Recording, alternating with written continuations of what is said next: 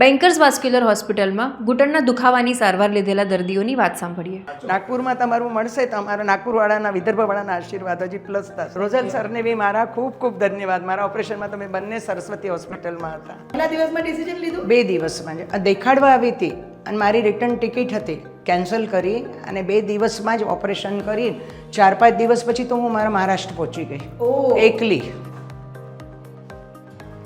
મારા મિસ્ટર હતા મેં તમે જાઓ તમારું કામ નથી, મને એવું લાગશે તો કોઈ મૂકી જશે, તમે તમારો બિઝનેસ સંભાળો અને હું અહીંયા મારે રહેવું પડશે તો દીકરાનું ઘર છે રહી જઈશ અને ઓકે લાગશે તો આવી જઈશ. 3 દીમાં મને ઓકે લાગ્યું, પહોંચી ગઈ.